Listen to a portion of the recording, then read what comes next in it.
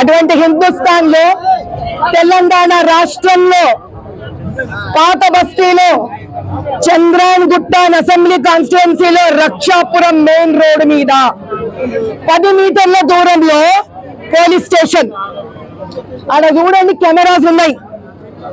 ఇన్ని పెట్టుకొని నిన్న చాలా పవిత్రమైన రోజు గోకులాష్టమి, శ్రీకృష్ణుడు జన్మ నొందిన రోజున అతి పవిత్రమైన కృష్ణుడి చెల్లెలైన అమ్మవారి దుర్గాదేవి, భూలక్ష్మి, పోచమ్మ, ఎంఐఎం అధినేత పుట్టును కూడా పుట్టిన్నాడు. ఆడ అయ్య కూడా పుట్టలేదు. దానికన్నా ముందు నుంచి ఉన్న దేవాలయం ఇది. అరే శ్రీరామనవమి పండుగ నాడు గాల్లో బాణం వదిలితే అదంతా వంకులు తిరుక్కుంటూ పోతాడంట మస్జిద్ మీదకి. మరి ఇప్పుడు ఎవడు ఎన్ని వంకులు తిరుక్కొని వచ్చి అమ్మవారి తలకాయ నరికిండ్రు. అమ్మవారి తలకాయ లేచింది. ఆమరణ నిరాహార దీక్షణ చేస్తా కానీ చంద్రానిగుట్ట ఎమ్మెల్యే ఎంఐఎం ఎంపీ వచ్చి ఈడ క్షమాపణ అడిగి అమ్మవారి ముందు తల ఎత్తాల్సిందే. ఈ పోలీసు వాళ్ళను నేను నమ్మా. ఎలక్షన్ రోజు నేను చూసిన పోలీసులు ఎంత కోఆపరేట్ చేస్తారు. ఈ రక్షాపురం అనుభవం అయితే మస్తుంది. ఇలా నమ్మం. 10 మీటర్ దూరంలో ఉన్నాయి ఆ పోలీస్ స్టేషన్. గప్పుడే కాపాడుకోలేకపోయినాం మేము. ఇది బంగ్లాదేశ్ కాదు, హిందుస్థాన్. యాద్ రఖో. హిందువులకి ముస్లింలకి మధ్యలో గొడవలు తెచ్చే ప్రయత్నం చేస్తున్నారు చెత్త నా కొడుకులు. ఊరుకోనేది లేదు. ఇది హిందూ ముస్లిం సమస్య కాదు, ఇది ఎంఐఎం సమస్య. ఇట్లా మేము గమ్మునుంటామని అనుకుంటున్నారు. ఈ రోజు తాడో పేడో తేలాల. ఇది ఒక రోజు గాని, ఒక వారం గాని, ఒక నెల గాని, ఒక సంవత్సరం అన్న గాని తేల్చుకోండి. ఇక్కడి నుంచి కదలా.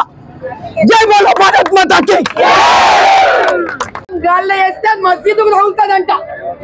శ్రీరామనవమికి గాల్లో బాణం వేస్తే మస్జిద్ కూడా అవుతుంది. అది దానికి ఎఫ్ఐఆర్ వేస్తారు వీళ్ళు. ఎలక్షన్స్ రోజు బుర్కా తోటి రాకూడదు మీరు ఎలక్షన్స్ కి అని అమ్మ ఐడి కార్డు చూపి అమ్మ అంటే ఎంఐఎం అధినేత ఏం చేస్తాడు? బుర్కా పక్కడే అబద్ధాలు చెప్పి ఎఫ్ఐఆర్ వేస్తారు. మరి తెలిసిన ఎంపీ ఈ చంద్రాయన్ గుట్ట ఎమ్మెల్యే అదే ఎంఐఎం ఎంపీ ఏం చేస్తున్నారు? ఇప్పుడు రావాలి, ఇక్కడికి క్షమాపణ చెప్పాలి.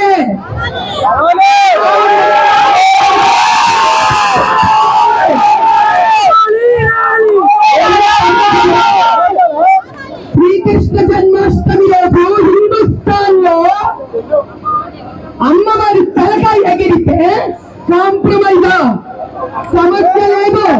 ఆమరణ నిరాహార దీక్ష పడతారని ఎఫ్ఐఆర్ బుక్ చేస్తారా? శ్రీరామనవమి రోజు ఒక బాణం వదిలితే ఎఫ్ఐఆర్. దీనికి ఏం చేయాలా? దీనికి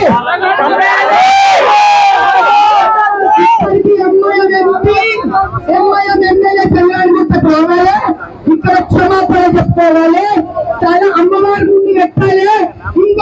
ఇంకొక దేవాలయం ముట్టుకోబడి వాగ్దానం